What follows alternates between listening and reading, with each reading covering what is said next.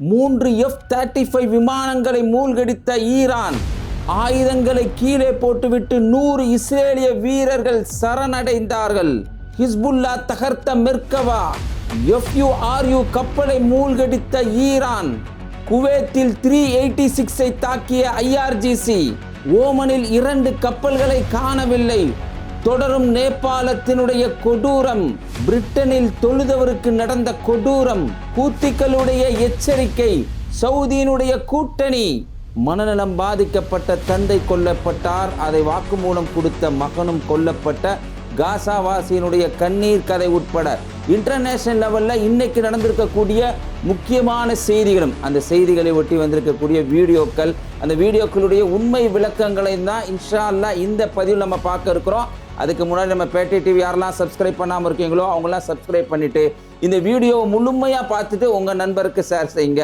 இன்னைக்கு மிகப்பெரிய வைரலாக இருக்கக்கூடிய நியூஸ் என்னன்னு கேட்டீங்கன்னா, பிஸ்மில்லாஹ் அரபிக் அகாடமி. வீட்டில் இருந்தபடியே குர்ஆனை அரபு மொழியில் படித்து புரிந்து கொள்ள வேண்டுமா?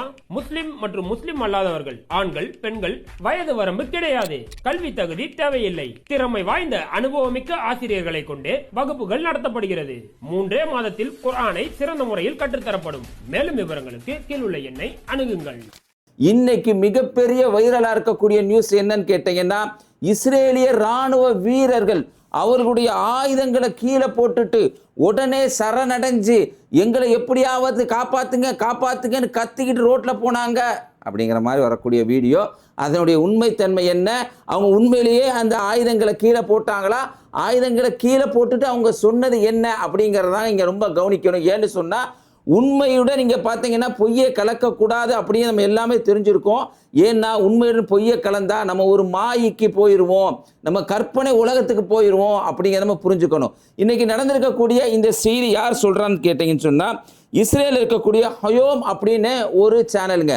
இது யாருன்னா நெத்தன்யாஹுவுடைய அடி கைவரடியாக இருக்கக்கூடிய ஒரு சேனல். இதை இயக்கக்கூடியவங்க யாருன்னு கேட்டால் மரியம் ஆம்சேடா அப்படின்னு ஒரு அம்மா இயக்குறாங்க. பிபிக்கு ரொம்ப, அதாவது நெத்தன்யாவுக்கு ரொம்ப ஆதரவான சேனலுங்க. இந்த சேனலில் வந்திருக்கக்கூடிய வீடியோ உண்மைதான். இஸ்ரேலிய வீரர்கள் நெக்கேவ் அப்படின்னு சொல்கிற ஒரு பாலைவனத்தில் சீடாமேன்கிற ஒரு சிறைச்சாலை, நம்ம சிறைச்சாலை கொடுமை, காசாவாசிகள் சிறைச்சாலை ரொம்ப கொடுமைப்படுத்தப்பட்டாங்க அப்படிங்கிற விஷயத்தெல்லாம் நிறைய முறை நம்ம சொல்லியிருப்போம், நீங்கள் கேட்டிருப்பீங்க. அந்த சீடாமேன் சிறைச்சாலையில் இருந்த 100 பேர் துப்பாக்கியெல்லாம் தூக்கி போட்டுட்டு நாங்கள் இனிமேல் இராணுவத்தில் ஒர்க் பண்ண மாட்டோம் அப்படின்னு சொல்லிட்டு போகிறாங்க. போனதுக்கான காரணம் என்னன்னு கேட்டீங்கன்னு சொன்னால், பாட்டியாலியன் அப்படின்னு சொல்கிற ஒரு பிரிவில் ஒரு சின்ன மாதிரி வச்சுருந்தாங்களாம். ஏதோ ஒரு சிலை மாதிரி ஏதோ வச்சுருப்பாங்க போல். இல்லை எங்களுடைய பூர்வீகன் இன்னைக்கு சில பேர் சொல்லிக்கிட்டு அதை வழியாக நாங்கள் தான் உயர்ந்தவர்கள் என்று காட்டிக்கிற சில பேர் இருக்கிறாங்கல்ல, அது மாதிரியான வேலைகள்லையும் இஸ்ரேலிய வீரர்கள் பல பேர் இருக்கிறாங்க. அப்படிப்பட்டவங்க தாங்க இவங்க. என்ன பண்ணியிருக்காங்கன்னா, இந்த பாட்டியாலா அப்படின்னு சொல்கிற அந்த பகுதியில் நாங்கள் ஒரு சின்னம் வச்சுருக்கோம். அந்த சின்னத்தை இப்போ இருக்கக்கூடிய இஸ்ரேல் அரசாங்கம் அங்கீகரிக்கலை. எப்படி அங்கீகரிக்கலாம், எப்படி ஏற்றுக்க முடியும்னு சொல்லிட்டு துப்பாக்கியெல்லாம் தூக்கி போட்டுட்டு நாங்கள் ஒர்க் பண்ண மாட்டோம் அப்படின்னு வந்திருக்காங்களே தவிர நாங்கள் தோற்று போயிட்டோம். இன்றைக்கி பார்த்தீங்கன்னு சொன்னால் காசாவில் மக்களுக்கு அநீதி தான் இஸ்ரேல் இழைத்தார்கள் அப்படின்னு சொல்லிட்டு இவங்க வரல. ஆனால் இது மாதிரியான சம்பவங்கள் நிறைய நடந்திருக்கு. நீங்கள் பார்த்தீங்கன்னு சொன்னால் பிரேக் தி சைலன்ஸ் அப்படின்னு சொல்லி ஒரு அமைப்பு இருக்குங்க. இது முழுக்க இஸ்ரேலுடைய வீரர்களால் எழுதப்படக்கூடிய விஷயங்கள். காசாவில் அங்கே இருக்கக்கூடிய அந்த காசாவாசிகளுக்கு இழைக்கப்பட்ட அநீதிக்காக ஒட்டுமொத்த இஸ்ரேலிய வீரர்களும் இப்போ இல்லை, இதுக்கு முன்னாடி இருந்து கிட்டத்தட்ட 90s இருந்து அவங்க எழுதிக்கிட்டு வர்றாங்க. என்னென்னலாம் காசாவாசிகளுக்கு இஸ்ரேல் அரசாங்கம் கொடுமை பண்ணுச்சு அப்படின்னு எழுதிட்டு வர்றாங்க. அது இருக்கிறது உண்மைங்க. ஆனால் இந்த மாதிரி ஒரு சம்பவம் நடக்கலை. ஆனால் இப்படி சில சம்பவங்கள் நடந்திருக்கு. என்னன்னு சொன்னால், இஸ்ரேலிய வீரர்கள் கடுமையான மனச்சோர்வுக்கு உள்ளானாங்க, குழப்பத்துக்கு உள்ளானாங்க. காரணம் என்ன? இது மாதிரியான கொலைகள், கற்பழிப்புகள், அசிங்கங்கள்லாம் செய்கிறதுனால அவங்களுக்கு மனச்சோர்வு ஏற்பட்டுச்சு. தி கார்டியன் நியூஸ் சொல்கிறாங்க. நீங்கள் பார்த்தீங்கன்னு சொன்னால் 16/2026 ஜனவரி அன்னைக்கு ஒரு செய்தியை அவங்க வெளியிடுறாங்க. என்ன சொல்கிறாங்கன்னா, 279 பேர் PTSD அப்படின்னு சொல்கிற ஒரு நோயால் பாதிக்கப்பட்டிருக்காங்க.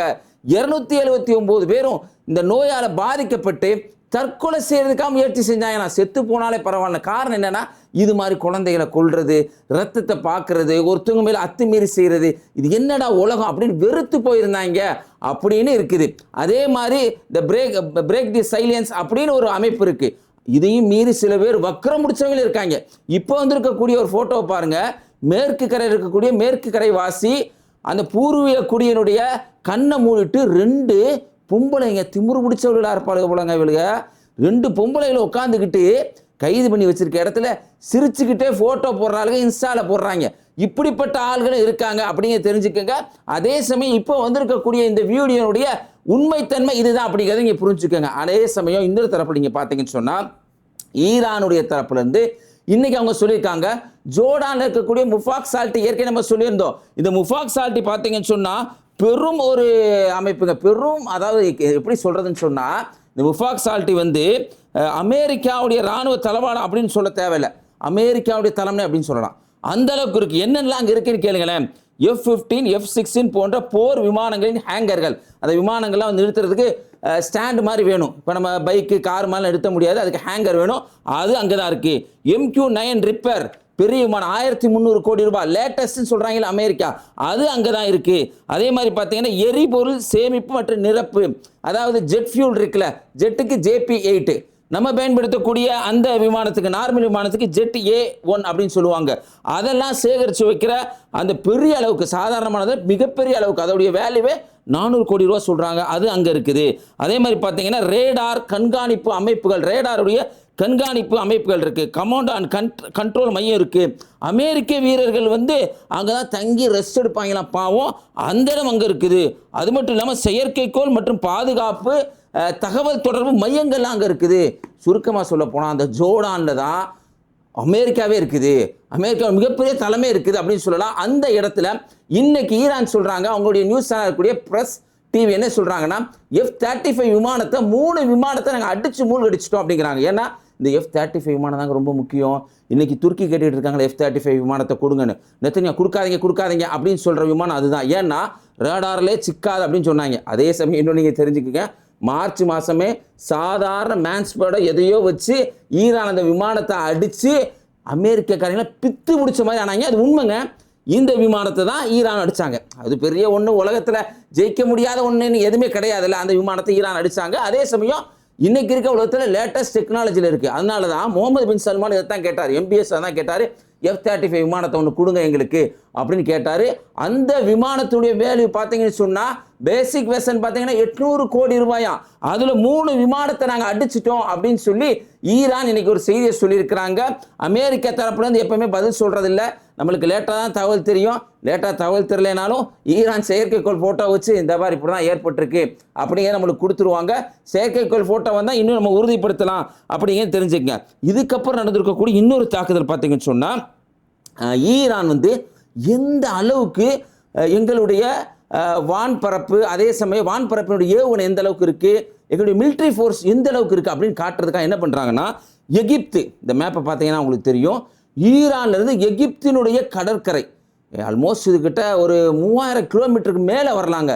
இந்த பகுதியில் இருக்கக்கூடிய டாமியட்டாவில் அப்படின்னு சொல்கிற ஒரு கடலோர பகுதி, அங்கே இருந்த அமெரிக்காவினுடைய லேட்டஸ்ட் கப்பலுடைய வேல்யூ ரொம்ப கம்மி தாங்க, 4300 கோடி ரூபா.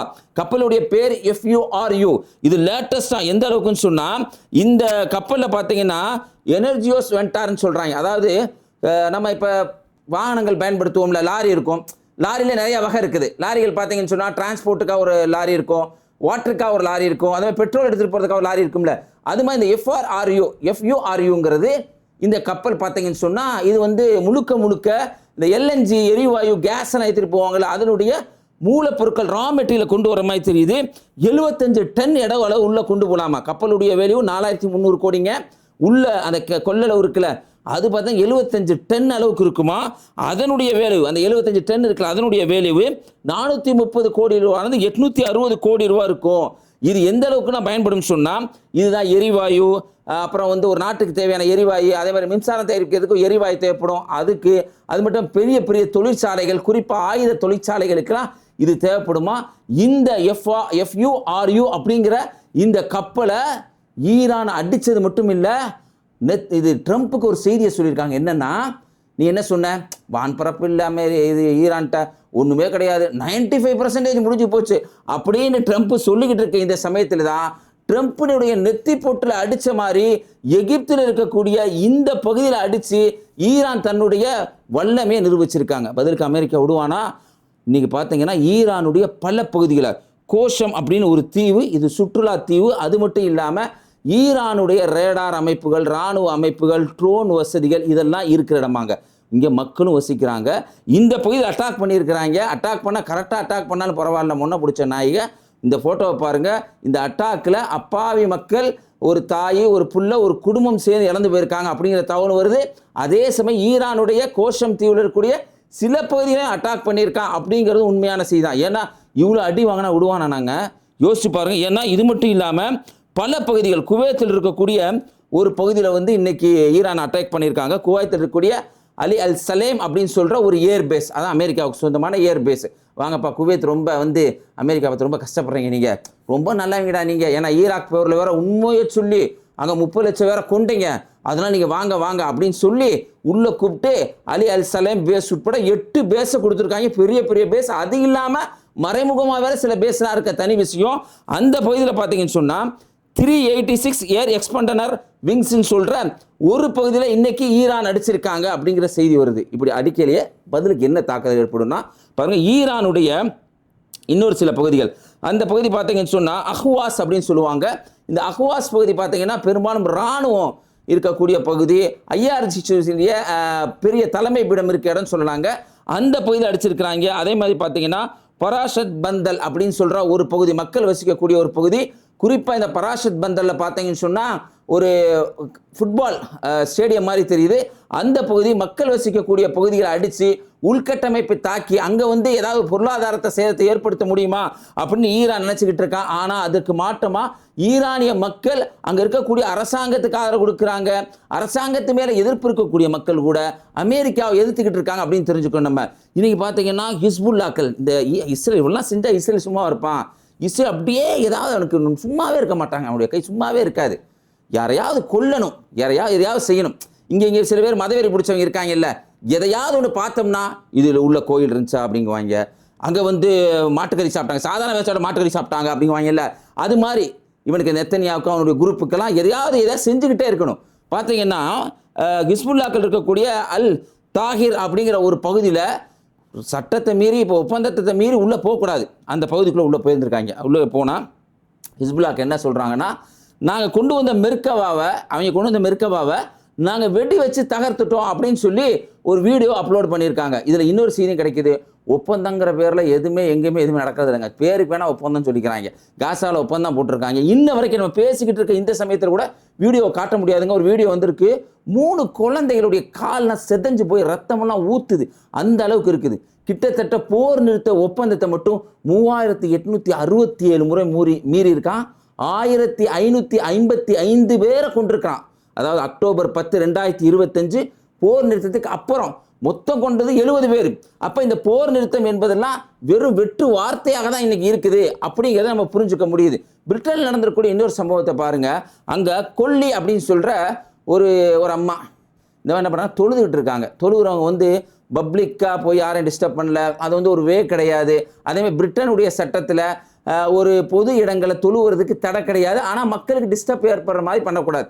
ஒரு 2 பேர் 3 பேர் தொழுகிறனால எந்த பாதிப்பு ஏற்படாதுங்க. இந்த வீடியோ பார்த்தாவே தெரியும். பூங்கால ஓரத்தில் ஒருத்தர் தொழுதுகிட்டு இருக்கவரை இந்த அம்மா கொல்லின்னு சொல்லி ஒரு அம்மா போய் நின்று, நான் வந்து எப்படிப்பட்டவர் தெரியுமா, அந்த அம்மா சமூக ஆர்வலர். அங்கே அந்த அம்மாவுக்கு பேர் வச்சுருக்காங்க சமூக ஆர்வலர். நம்ம ஊரில் ஒரு பழமொழி சொல்லுவாங்கல்ல, விளக்க மாத்துக்கு பட்டு குஞ்சம் சொல்லுவாங்கல்ல, அது மாதிரி சமூக ஆர்வலராக அந்த மாதிரி போய் சொல்லு, நான் வந்து இன ஆதரவாளர் கிடையாது, இனத்துக்கு ஆதரவாக பேசுறது கிடையாது, ஆனால் முஸ்லீமுடைய வெறுப்பாளர் நான். எல்லாம் ஒன்று தான் நம்ம லூசு உதவி. இது முதல் பேச என்ன செய்யுதுன்னா, தொழுவதை நான் தடுக்கிறது, நான் ஏற்றுக்கொள்ளவே முடியாது. இன்னைக்கு பாஜக ஆட்கள் இங்கே வடநாட்டில் எங்கேயாவது ஒரு முஸ்லீம்கள் போய் ஏதாவது ஒரு பகுதியில் ஒதுக்குப்புறமாக தொழுதா அது அவங்களுக்கு எப்படி வைத்தறிச்சலை ஏற்படுத்துமோ அது மாதிரி இந்த கொல்லி ஜெயின் சொல்கிற சமூக ஆர்வலருக்கு ஏற்படுத்தியிருக்கு. ஆனால் பிரிட்டனில் அதுக்கு நேர் மாற்றம் நடக்குதுங்க. கடந்த மாதங்கள் நடந்த சம்பவம் என்னன்னு சொன்னால், கேரளாவை சேர்ந்த முகமது ஜசீல்னு ஒருத்தவர், அவர் என்ன பண்ணுறாருன்னா, அவர் வேலை பண்ணிகிட்டு இருக்க இடத்துல 3வது மாடி கட்டிடத்திலிருந்து ஒரு குழந்தை உழுக போன குழந்தைய அவர் கேட்ச் பிடிச்சி காப்பாற்றிருக்காரு. பிரிட்டனுடைய போலீஸாரை இங்கே பாராட்டிட்டு இருக்காங்க அப்படிங்கிற செய்தி வந்துச்சு. அந்த இடத்துல தான் இது மாதிரி சமூக ஆர்வலர் போர்வேல் இருக்க சில விசமிகள் முஸ்லீம்கள் மீது வெறுப்பு பிரச்சாரத்தை செஞ்சுக்கிட்டு இருக்காங்க அப்படிங்கிறத மக்கள் புரிஞ்சுக்கணும். சவுதி செஞ்சிருக்கக்கூடிய ஒரு அறிவிப்பு என்ன சொல்கிறாங்கன்னா, சவுதி நாங்கள் கூட்டணி சேர்ந்து விட்டோம், பாப்பியல் மந்திப் ஜலசந்தியா ஹூத்திகள் இன்னைக்கு பூட்ட போகிறாங்க, ஃபுல்லாக லாக் பண்ணுங்க. போனால் ஏமன், பஹ்ரைன், நியூசிலாந்தெல்லாம் கூட எழுதிக்கிட்டாங்க. எல்லாத்தையும் இழுத்துக்கிட்டு கூட்டு சேர்ந்து நாங்கள் அந்த பகுதியில் என்ன பண்ண போகிறோம்னு சொன்னால் எங்களுடைய ஆயில் டேங்கர்லாம் வர வைக்க போகிறோம். சரிப்பா, செய்கிற அதெல்லாம் ரைட்டு. இதே மாதிரி காசா மக்கள், அப்பாவி மக்கள், எந்த குழுக்கும் ஆதரவு செய்ய வேணாம். காசா மக்கள், அப்பாவி மக்களை பாதுகாக்கிறதுக்கு இது மாதிரி ஒரு கூட்டணி செஞ்சு இப்போ செய்கிறிய அது மாதிரி வேலையை அப்போ செஞ்சியா? அது செய்யவே கிடையாது. ஹூத்திகளுடைய தரப்புல இருந்து அவங்களுடைய அங்கே ஈராக்கில் இருக்கக்கூடிய மார்க் அறிஞர்கள், அவங்க சொல்கிற மார்க் அறிஞர்கள், அந்த ஷியாக்கள் சொல்கிற மார்க் அறிஞர்கள், ஏன்னா நேற்கே நம்ம சொல்லியிருந்தோம், நேற்றைய தான் சொல்லியிருந்தோம் 8 பேர் இறந்துருந்தாங்கன்னு. இப்போ 20 பேர் இறந்து போயிட்டாங்க. இந்த பாப்புலர் மொபிலியன் ஃபோர்ஸ் அப்படின்னு சொல்கிற ஈரானிய ஆதரவாளர்கள் ஈராக்கில் இருக்கக்கூடியவங்க 20 பேர் இறந்து போயிட்டாங்க. அந்த 20 பேர் இறந்து போனனால அங்கே இருக்கக்கூடிய அந்த சியாக்களுடைய மார்க் அறிஞராக இருக்கக்கூடிய முஅக்தாதா அல் சத்தர் அப்படிங்கிறவர் என்ன சொல்கிறாருன்னா, இந்த PMF, அதாவது நீங்கள் ரொம்ப கேர்லெஸ்ஸாக இருந்துட்டீங்கப்பா, சரியில்லை, உங்களால் தான் இப்போ இப்படி தாக்குதல் ஏற்பட்டுருச்சு, என்னடா இப்படி போய் கிறுக்குத்தனமாக செஞ்சுட்டு வந்திருக்கீங்க அப்படின்னு சொல்லி அவர் பேசியிருக்காரு. இந்த பேச்சுக்கு பின்னாடி பல தகவல் இருக்குது. என்னென்னா, எப்போ வேணாலும் சவுதியினுடைய பல இடங்களில் தாக்குதல் நடத்தப்படலாம், பல இடங்களில் வெடிப்புகள் நிகழலாம் அப்படிங்கிறதான் இது சொல்லுது. அதே சமயத்தில் நீங்கள் பார்க்கணும், அமெரிக்காவினுடைய கப்பல் ஓமன் கடற்கரையில் வழக்கம் போல் வாங்க நான் பார்த்துக்கிறேன், நான் உங்களை காப்பாற்றுறேன் அப்படின்னு சொல்லி இந்த ட்ரம்ப் பேச்சை கேட்டு, ட்ரம்ப்பே வந்து ஹர்முஸில் மாட்டிக்கிட்டு தான்டா இருக்கான், இது உலகமே அறிஞ்ச செய்தி. அந்த ட்ரம்ப் பேச்சை கேட்டுக்கிட்டு 2 கப்பல் போயிருக்கு, எந்த நாட்டுடைய கப்பல்னு தெரில, IRGC அந்த 2 கப்பலையும் நாங்கள் அடிச்சிட்டோம், இன்னைக்கு ட்ரம்ப் பேச்சை கேட்டு நீங்கள் வராதிங்க, அந்த நீர்வழி தடாகம் வந்து அப்ரூவர் ஆனதான், எங்கிட்ட சொல்லிட்டு நாங்கள் அங்கீகரிக்கக்கூடிய பாதையில் வாங்க அப்படின்னு ஈரான் சொல்லிக்கிட்டு இருக்காங்க. வீடியோக்களுடைய கடைசி பகுதியில் காசா மக்களுடைய கண்ணீர் கரிமை தொடராக சொல்லிக்கிட்டு வர்றோம். நஃபேத் அப்படின்னு சொல்கிற ஒரு பையனுடைய கண்ணீர் கதை, தகப்பனார் மனநலம் பாதிக்கப்பட்டவங்க, கூட பிறந்தவங்க 5 பேர். இந்த பையன் சொல்கிறான், எனக்கு 10 வயசு, அக்டோபர் 7, 2023 அன்றைக்கி நான் ஸ்கூலுக்கு கிளம்பிக்கிட்டு இருக்கேன். அந்த சமயத்தில் பயங்கரமான வெடி சத்தம், வீட்டை விட்டே வெளியில் வர முடியல, ஸ்கூலுக்கு நான் போக முடியலை. எங்களுடைய தாய் அமானிய மேல் ரொம்ப பாசமானவங்க, எங்கள் 5 பேர்த்து மேலே ரொம்ப பாசமானவங்க, அவங்களுடைய அரவணைப்பு நாங்கள் வீட்டிலேயே இருந்தோம். மதியத்துக்கு மேலே இந்த பிரச்சனை ஓவர் ஆனவுடனே நாங்கள் எங்கள் தாத்தா பாட்டி வீட்டுக்கு நாங்கள் வடக்க நோக்கி போனோம். அங்கே போனால் அங்கே 2 நாள் தான் இருக்க முடிஞ்சு, அதுக்கு மேலே இருக்க முடியல. அங்கேயும் இஸ்ரேல் கொண்டு போட்டான். ஜபாலியாவுக்கு வந்தோம். ஜபாலியா வந்தவொடனே கடுமையான குளிர், நவம்பர் மாதம் கடுமையான குளிர் வந்துருச்சு. 2 மாதங்கள் கழிச்சிருது, நவம்பர் மாதம் வந்துடுது, கடுமையான குளிர். இந்த குளிர் காலத்தில் எங்களுக்கு மெத்தைகள் இல்லாமல் ரொம்ப கஷ்டப்பட்டோம். இந்த சமயத்தில் தான் என் தாய், அப்புறம் என்னுடைய மனநலம் பாதிக்கப்பட்ட என்னுடைய தந்தை, என்னுடைய இன்னொரு சகோதரன் முகமது, உமருங்கிற ஒரு பையன் 12 வயசு, இவங்கெல்லாம் சேர்ந்து அந்த பகுதியில் போய் எங்கள் பழைய வீட்டில் ஏதாவது அந்த மெத்தைகள் பெட்ஷீட்லாம் இருந்தால் எடுத்துகிட்டு வரலாம், குளிரை தாங்க முடியலையே அப்படின்னு போனாங்க. போய் நெடுநேரமாகி வரல, ஆனால் எனக்கு செய்தி கிடச்சிது. நஃபேத் சொல்கிறான், எனக்கு செய்தி கிடச்சிது, அவங்க கொல்லப்பட்டுட்டாங்கன்னு. வேலையில் தாங்க முடியலை, மன உளைச்சல் ஏற்படுச்சது. என்னுடைய 2 சகோதரன் மற்றும் என்னுடைய தாய் தந்தை 2 பேருமே இறந்து போயிட்டாங்க. என் தாய் மேல் ரொம்ப பாசமாக இருப்பாங்க. இதுக்கெல்லாம் எனக்கு தாத்தா பாட்டி, அவங்க வயோதிகர்கள், அவங்கள கவனிக்கிற பொறுப்பு எங்கள் மேலே விழுகுது. இந்த பையன் நஃபேத்துடைய பையனோட சேர்ந்து இன்னொரு சகோதரருக்கு, அவன் எப்படி முகமது 16 வயசு, சஜான்னு ஒரு பெண் குழந்தை 8 வயசு. இந்த 3 பேர், அந்த 2 தாத்தா பாட்டி, இவங்களை கவனிக்கணும். தொடர்ந்து நாங்கள் இந்த பகுதியில் இருக்க முடியல, தெற்கு நோக்கி போக சொன்னாங்க. தெற்கு நோக்கி நாங்கள் போகும்போது சலால்தீன் சாலையில் வச்சு எங்களை பயங்கரமாக செக் பண்ணாங்க. வயோதிகராக இருக்காங்க எங்களுடைய தாத்தா பாட்டி, அவங்களும் துப்பாக்கி காட்டி மிரட்டி எங்களை திட்டி எங்களை கான் யூனிஸ்க்கு அனுப்பிச்சி வச்சாங்க. கான் யூனிஸில் போன உடனே என்ன செய்யுதுன்னு தெரியலை. என் பாட்டிக்கு உணவளிக்கணும், என் சகோதரனுக்கு உணவளிக்கணும், என் தங்கச்சிக்கு உணவளிக்கணும். அதனால் லுபின் விதை அப்படின்னு சொல்கிறாங்க, என்னன்னு தெரில. அங்கேருந்து ஏதோ ஒரு பச்சை பயிர் மாதிரி ஏதோ நினைக்கிறேன் நான். அந்த லுபின் விதையை விற்று நான் காசை எடுத்து கொண்டு வந்து கொடுத்தேன். அதை வச்சு எங்கள் பாட்டி எங்களுக்கு சமைச்சு கொடுப்பாங்க, அவங்களும் சாப்பிட்டுக்குவாங்க. எங்கள் தாத்தா பாட்டியை நான் பார்த்துக்கிட்டு இருந்தோம் நாங்கள்லாம் சேர்ந்து. தொடர்ந்து அங்கேயும் இருக்க முடியல. மொவாசிக்கு போக சொன்னாங்க, சேஃப் ஜோன்னு சொன்னாங்கல்ல, சேஃப் ஜோன் பல பேரை கொண்டாங்கல்ல, அந்த பகுதிக்கு போக சொன்னாங்க. அந்த பகுதிக்கு அப்புறம் இந்த எல்லாத்தையும் எடுத்துக்கிட்டு நான் அந்த பகுதிக்கு போய் அங்கே எங்கேயாவது வேலை பார்க்கலான்னு சொல்லி UNRAW ஐநா நடத்தக்கூடிய பள்ளிக்கூடத்துக்கு பக்கத்தில் ஒரு காய்கறி கடை இருந்துச்சு. அந்த கடையில் போய் நான் வேலை பார்த்து அங்கே சம்பாரித்தேன். இப்படியே அந்த கதையை சொல்லிக்கிட்டே வரப்போது, அந்த கதையை எழுதுகிறவர், இந்த விஷயத்தை எழுதுகிறவர் PCHR அப்படின்னு ஒரு அமைப்பு, அந்த அமைப்பை சேர்ந்த ரமி ரத்வான். அவர் சொல்கிறாரு, இந்த எழுதிக்கிட்டே வர்றேன், நான் சொல்லிக்கிட்டேன், காய்கறி கடையில் சேர்ந்தவன்னு சொன்னோன்னா தேம்பி அழுக ஆரம்பித்தான். என்னுடைய அம்மாவுடைய நினைப்பு. என் பாட்டிமா சொல்கிறாங்க, பாட்டிமா பேர் ஃபாத்திமா, தாத்தா பேர் வந்து முகமது ஹம்தான். பாத்திமா சொல்கிறாங்க, நீ இரவு நேரத்தில் அம்மானி அம்மா பேர் சொல்லிக்கிட்டே இருக்கப்பா, உங்கள் அம்மா நீ ரொம்ப பாசமாக இருக்கப்பன்னு சொன்னாங்க. எனக்கு கூடுதல் கவலையாக இருந்துச்சு. என் சகோதரன் நினச்சி எனக்கு கவலையாக இருந்துச்சு. இதுக்கெல்லாம் கூட என் தாத்தா பாட்டி எல்லாத்தையும் கவனிச்சுக்கிட்டு ஒவ்வொரு நாளும் விறகு பொறுக்கிறது, தண்ணீர் சுமக்கிறது, வீட்டுக்கு தேவையான பொருட்கள், அன்றாட சாப்பிட்டு உயிர் பிடிக்கிற பொருட்கள்லாம் வாங்கிட்டு இருக்கேன். ஸ்கூலுக்கு போக வேண்டிய காலத்தில் நான் இப்படி என் வாழ்க்கையை கழிச்சுக்கிட்டு இருக்கேன் அப்படின்னு நஃபேத் பேட்டி கொடுக்குறான். பேட்டி கொடுக்கக்கூடிய அந்த தேதி பார்த்தீங்கன்னு சொன்னால் May 28, 2024ங்க.